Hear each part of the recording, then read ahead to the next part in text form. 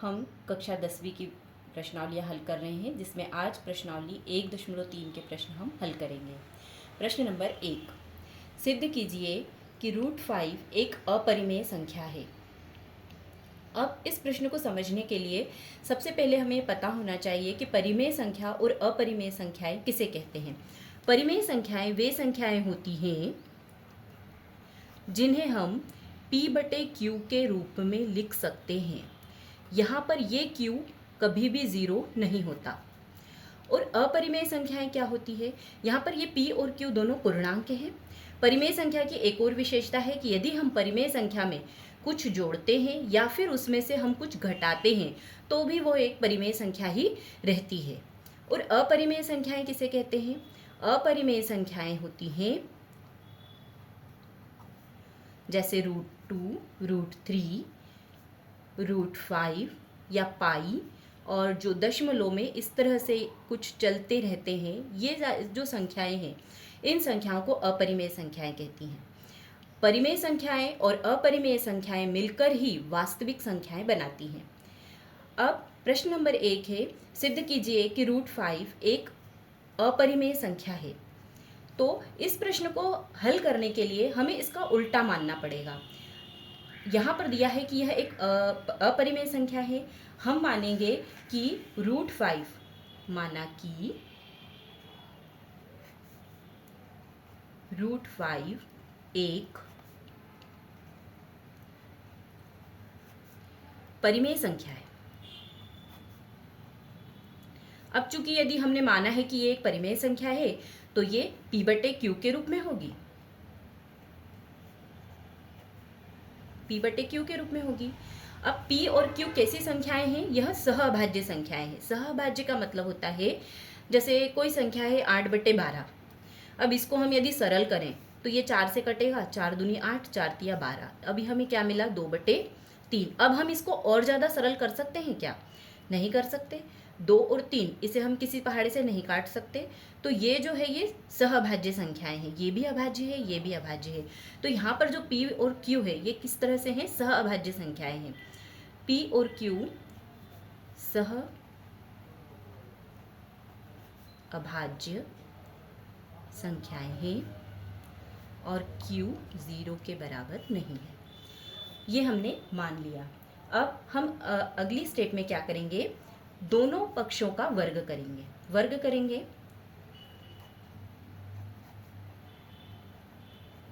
दोनों पक्षों का वर्ग करने पर 5 इसका वर्ग करेंगे तो ये आ जाएगा √5 का स्क्वायर p/q का स्क्वायर। हमें पता है जब हम √3 और √3 का गुणा करते हैं तो क्या आता है? 3। वैसे ही √5 और √5 का गुणा करेंगे क्या आएगा? 5। तो इन दोनों का गुणा करेंगे तो क्या आ जाएगा? 5। यहाँ पे आ जाएगा p² q²। इसके बाद हम क्या करते हैं? इसको हम इस तरह से भी लिख सकते हैं, p² q² बराबर 5।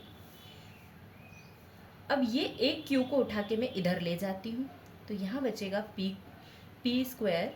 q, और यहाँ आ जाएगा ये वाला एक q आ गया यहाँ पर।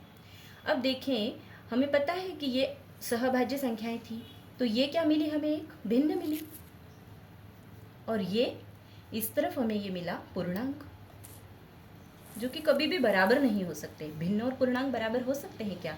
नहीं हो सकते। ये क्या हो गया? असंभव है। यानी हमने जो माना था वो गलत हो गया। यहाँ विरोधाभास है। अतः इससे क्या सिद्ध होता है?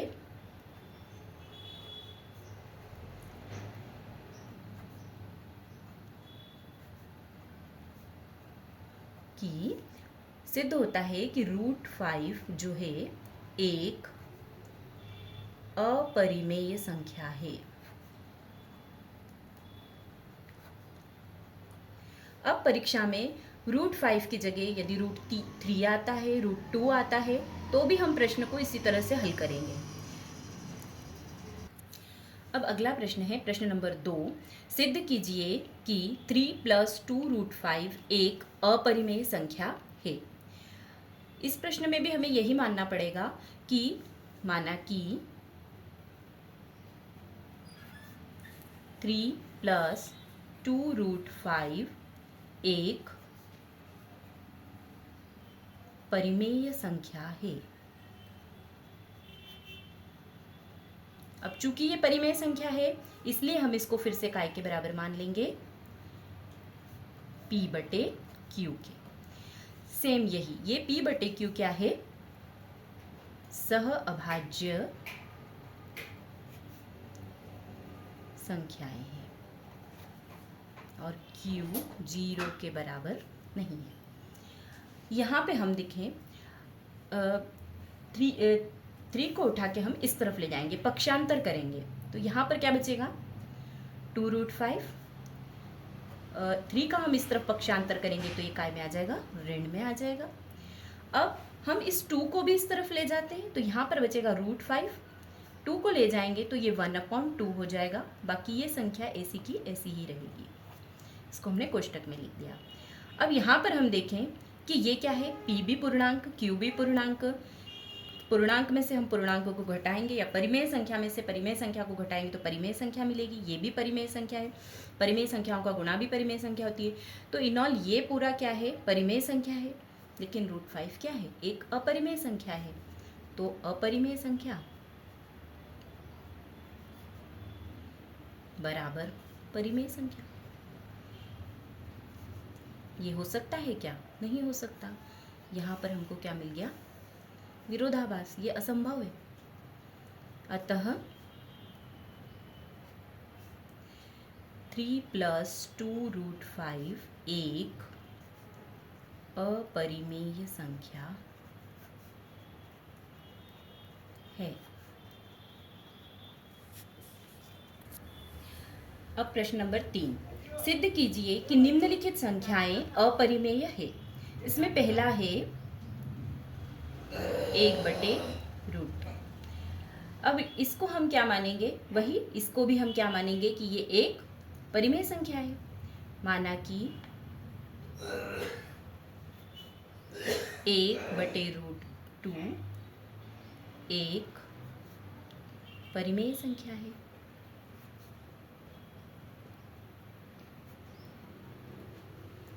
अब चूंकि ये परिमेय संख्या है इसलिए हम इसको काय के बराबर मान लेते हैं, P/Q के रूप के, जो कि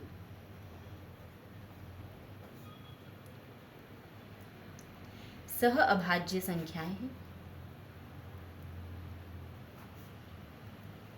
और Q 0 के बराबर नहीं है।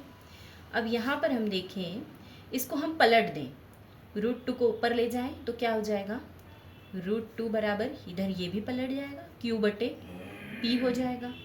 अब देखें तो ये एक अपरिमेय संख्या है, ये परिमेय संख्या है। यहीं पे हमको क्या मिल गया, विरोधाभास मिल गया। ये अपरिमेय संख्या और ये परिमेय संख्या, जो कि क्या है, असंभव। अतः 1/√2 एक अपरिमेय संख्या है। सारे प्रश्न एक जैसे ही हैं, थोड़ा थोड़ा सा अंतर है, और एक प्रश्न इसमें से परीक्षा में जरूर आता है। प्रश्न नंबर 2, 7√5। अब इसे हमको सिद्ध करना है कि ये एक अपरिमेय संख्या है, तो हम इसमें भी उल्टा मानेंगे। माना कि 7√5 एक परिमेय संख्या है।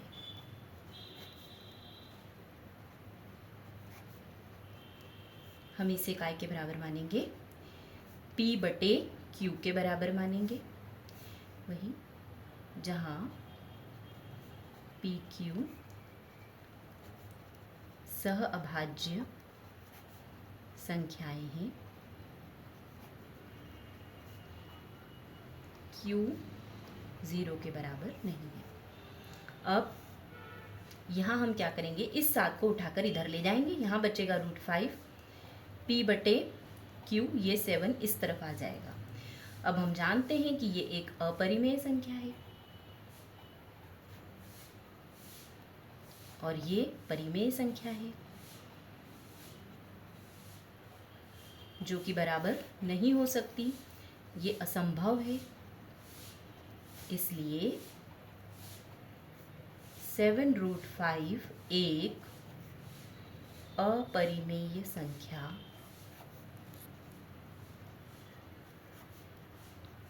है। अगला प्रश्न है 6√2। अब देखें, इसमें इसको भी हम यही मानेंगे, माना कि 6 + √2 एक परिमेय संख्या है। हम इसे 6 + √2 को p/q के बराबर मान लेंगे, जहाँ p, q सहअभाज्य संख्याएं हैं, q बराबर नहीं है 0 के। अब हम 6 को उठा के इस तरफ ले जाएंगे, √2 को यहीं रहने देंगे, तो ये इस तरफ जब ले जाएंगे तो हो जाएगा PQ ऋण 6। अब देखिए, ये तो एक परिमेय संख्या है, हमें पता है p/q परिमेय संख्या है, इसमें से हम एक परिमेय संख्या को घटाएंगे तो फिर से एक परिमेय संख्या, यानी ये हो गई अपरिमेय संख्या और ये हो गई परिमेय संख्या।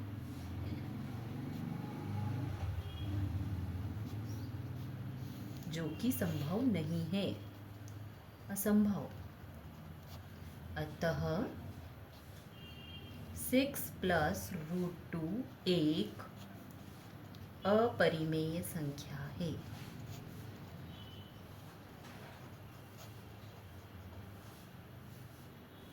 आज के लिए बस इतना ही। अगर आपको मेरे वीडियो पसंद आ रहे हैं तो प्लीज़ इन्हें लाइक करिए, शेयर करिए और चैनल को सब्सक्राइब करिए। धन्यवाद।